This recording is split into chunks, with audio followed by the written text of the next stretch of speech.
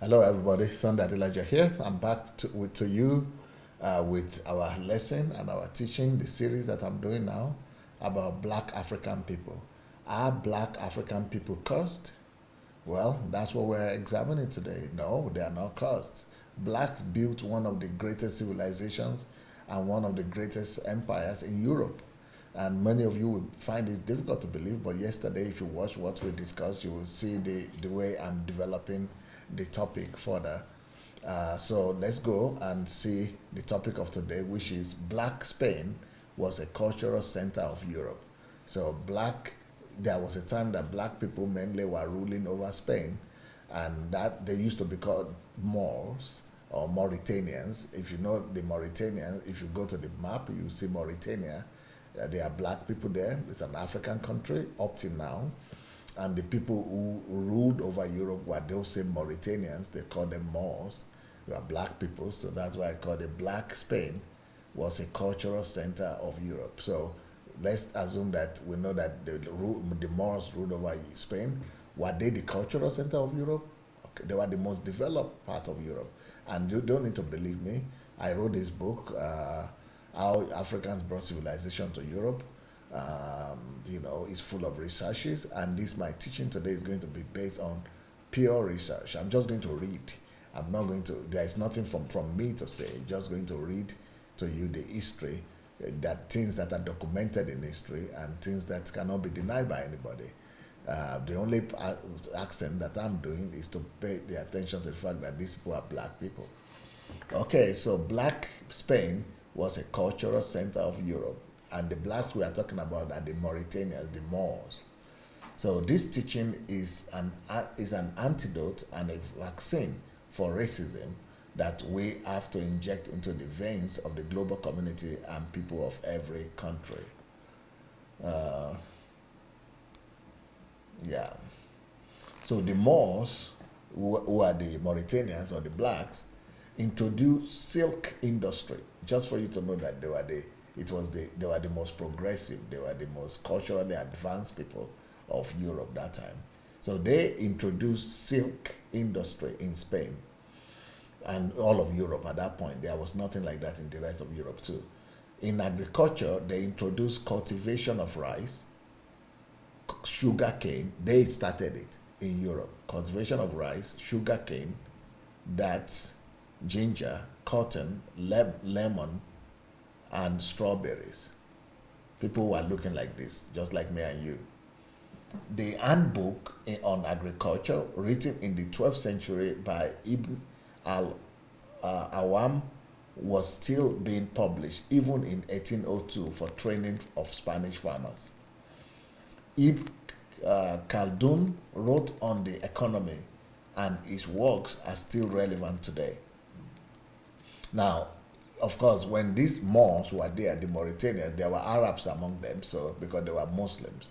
The Arabs had, conquered Africa at that time, the North Africa, and they are the ones who converted these Moors to be Muslims, and so they were mixed, but it was like 1 to 4. The original people that conquered Europe, there are 400 black people and only 100 blacks, so Arabs, so there were Arabs among them too. In his historic work, the Muqaddima, in Introduction to History, Ibn Khaldun analyzed the reasons for the rise and decline of countries and nations. He discovered a vast number of fundamental notions in economics, and you will be surprised by what this black man discovered. This man discovered what even Adam Smith had not discovered, which Adam Smith discovered much more later. Ibn Khaldun was a writer of black origin that had written so much discoveries on economic laws. Even before Scotsman Adam Smith, this man discovered value and necessity of division of labor. He also was ahead of Englishman David Ricardo in discovering the labor theory of value and examine the role of the state in stabilizing the economy before Englishman John Keynes. His teachings make it possible to predict whether a state is viable, as well as give an empirical and theoretical explanation of the effects that state policy has on production and trade. As early as in the 14th century, it stated that the price of goods and services was determined by demand and supply. Moors were also skilled engineers. During the rule of Emir Abd al-Rahman III, water supply system with lead pipes was built to transport water from the mountains to Córdoba. That's a city in Spain. A piece of a beautiful irrigation system built by Moorish engineers, those are black engineers, was preserved till today. You can still see it till today. They also designed huge underground bunkers for grain storage in case of emergency. They started this kind of irrigation too. Gold, silver, copper, mercury, tin, lead, iron, and alum were extensively mined up to the 12th century. Maritime trade of Saracen. Now, when they talk about Saracen, it's talking about the mixture of both blacks and Arabs. They were just Muslims. In the Mediterranean, exceeded the rest of Europe. Hundreds of ships were used in trade, and its volume stimulated production. Sword blades produced in Toledo, that was the then part of Spain, were of the highest quality and the most elegant, but they were under the rule of these Moors that time. The most elegant in all of Europe, and a factory near Córdoba produced 12,000 sheets per year. The city of Murcia was known for production of all kinds of brass and iron tools, and I told you already about Moor, this black. That's like that city is known as this black people's city. Was known for the production of all kinds of brass and iron tools. Tanneries and Córdoba and Morocco were the best in the world. Already in the 10th century, that became the golden age of the Mauritanian, that's Moor, the black Spain. The city of Córdoba looked almost like a modern city, like a modern city today. It was looking like today. The roads were beautifully paved with sideway walks for pedestrians.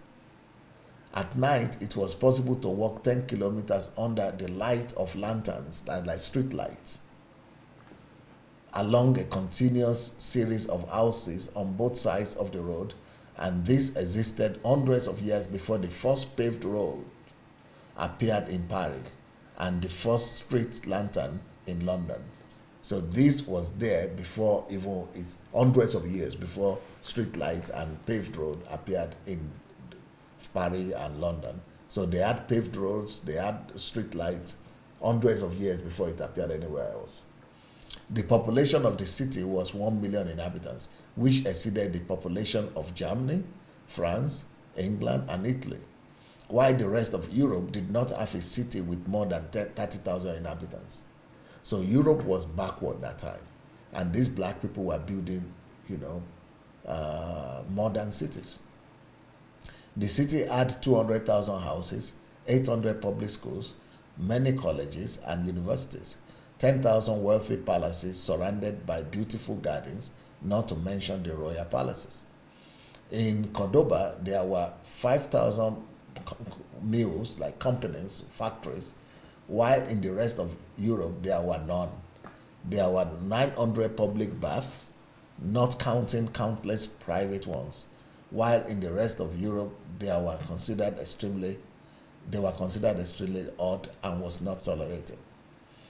There was also a network of 4,000 markets and 80,000 shops that sold Baltic amber, Russian fur, Chinese tea, Indian spices, African ebony tree, and ivory, as well as locally produced goods made of leather, metal, silk, glass, and ceramics that could not be found anywhere else.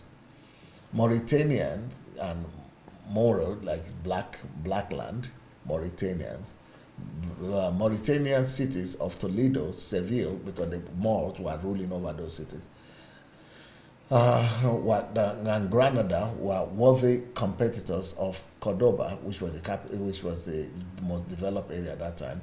Education was common in Mauritanian Spain and could be obtained by common citizens, whereas in Europe at that time, 99% of the population were illiterate, and even the kings were often unable to read and write. That's just like Africa today, almost.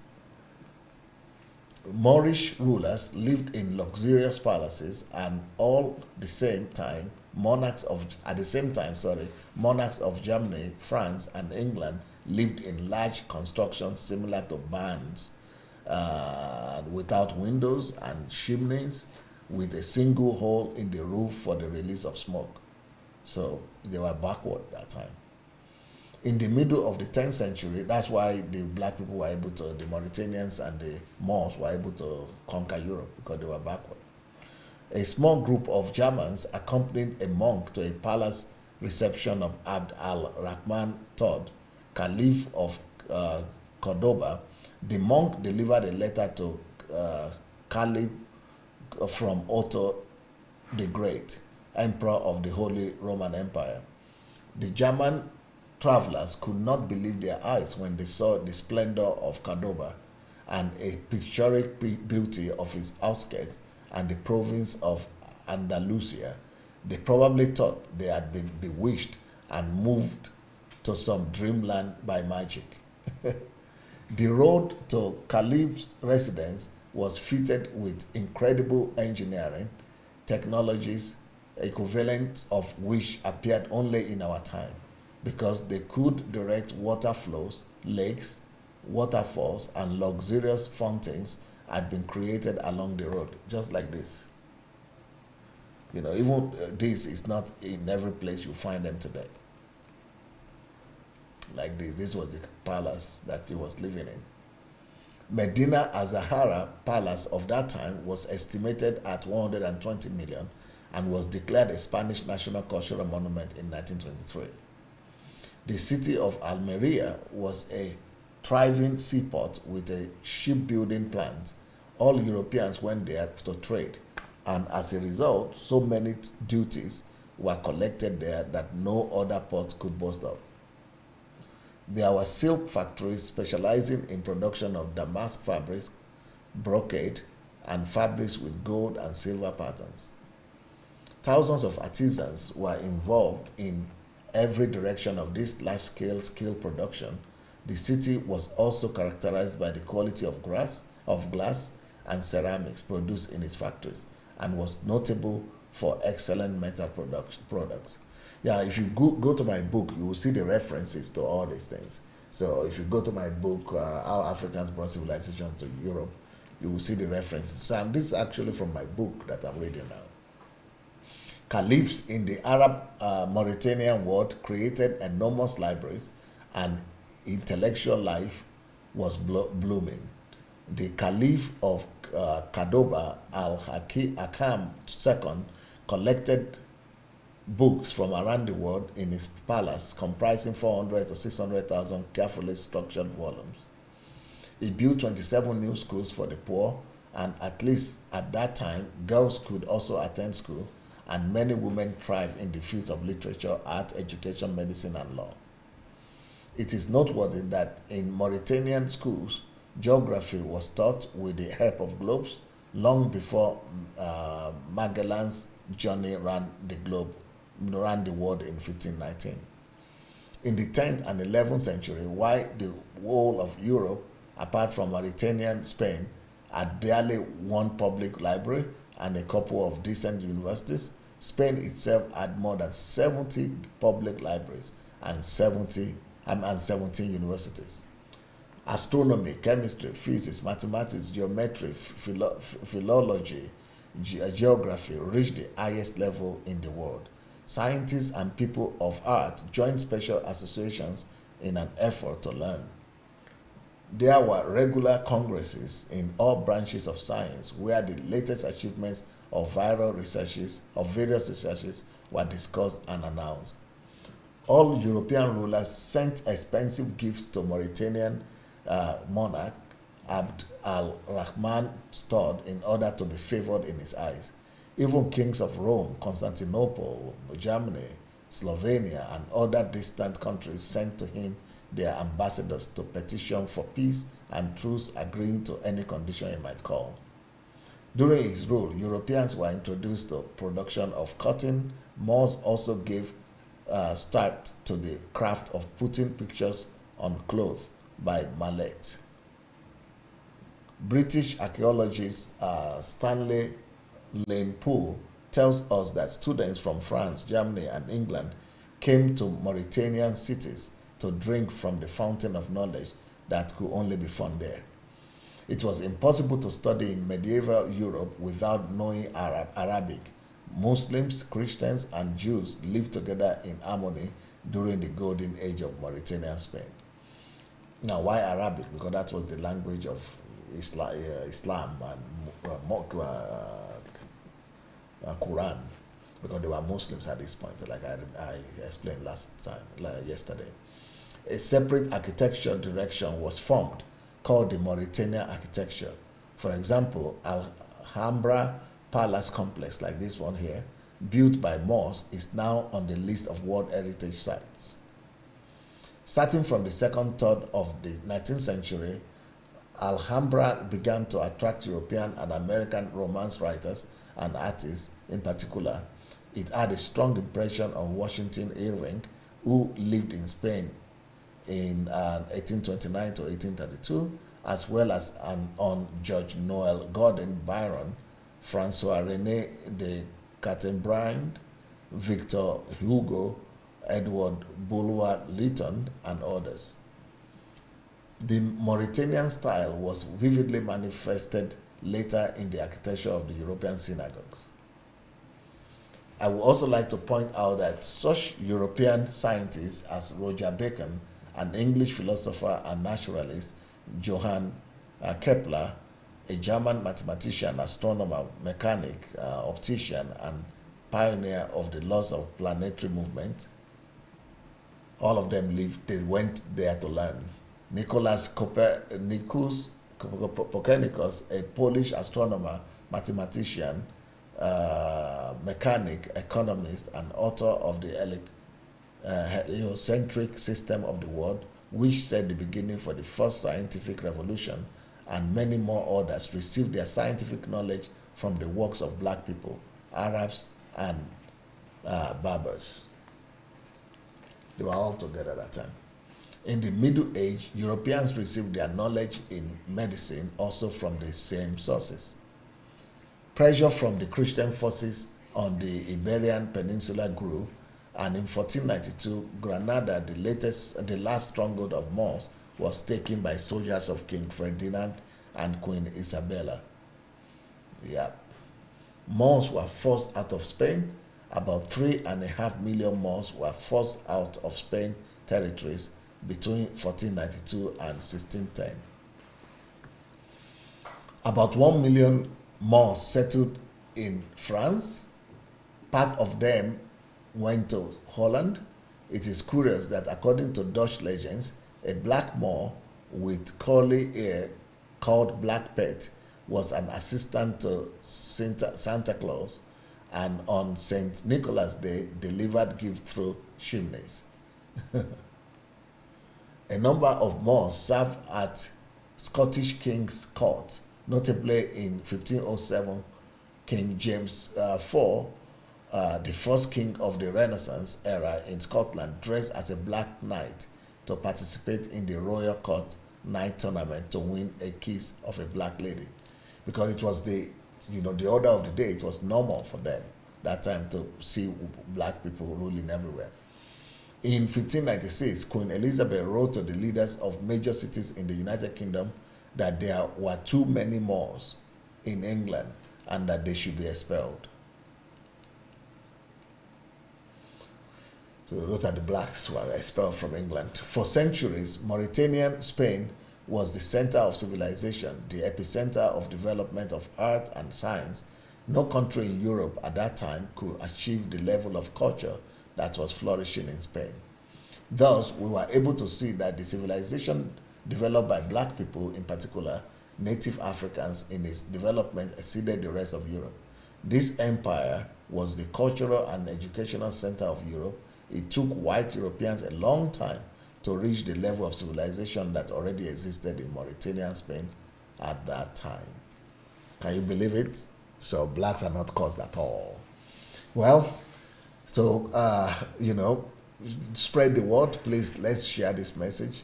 Share the message with your friends and family members. And I also want you to join the mentorship program that I do. Go to my blog, sundayadelajahblog.com/mentorship. If you want to read my books, you could read them on the blog as well, sundayadelajahblog.com/books. If you want to come to Africa to help us build a better Africa, on the same blog, go to sundayadelajahblog.com/Nigeria.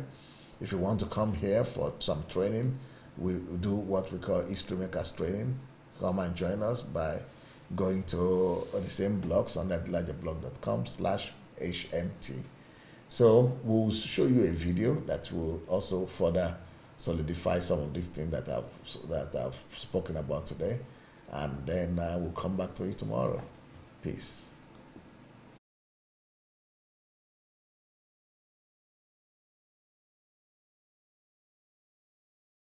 Out of the Western Sudan would come a great general, Tarak Ben Zad, Jabral Tarak. He would discover a weakness in Spain, fighting the Goths and the Visigoths, and the Vandals fighting among themselves. The dissident element in Spain would do something white people rarely ever do. They would sneak across into Africa and tell the Africans how weak the whites are, and said they are so weak, if you want to conquer them, it's an easy thing to do. Jabral would send a testing army, about 10,000, just to test their lines. You find it is easy. Then later, he would send 60,000. He'd take Spain. Now this is purely an African conquest. You are not dealing with the Arab conquest of Spain at first, because the Arabs were not there at first. The initial conquest of Spain was African, not Arab. That army came from the Senegamia, now Senegal, and parts of what is now Mauritania. And when they moved over and conquered Spain, Madame Bourguiba has written a book on it that bears the name Tarak Ben Zad. The Rock of Gibraltar is named after him. It's the hill or the mountain of Tarak. Gibraltar is a corruption of his name, Jabral. And she describes the army going into Spain. She says the army was black as ink. The general was blacker still. Meaning the general was the only one riding a white horse. So his blackness against that whiteness looked blacker than the rest of them. But the horse was better dressed than the kings of Europe, with silk and brocade. Islamic armies, their ranks dominated by African converts, defeat the Romans and push on to the continent of Europe. In the process, they capture Spain. There, the Africans and Arabs create a rich, cultured, and powerful empire. So powerful, it endures for 500 years. The achievement of the Arabs at this time is they have driven the Europeans out of the Mediterranean. The European now must go back into Europe. They have no empires, no great connections outside of Europe. And because of this, they ultimately would go into a period called the Dark Ages. Militarily, the Africans took over Spain, and militarily, the Africans held Spain until 1240. while the Arabs did come in. But the military hold on Spain was African. Now let's look at the Africans and the Arabs, that combination called Moors in Spain. What did they do? For a while in history, there was only two great universities.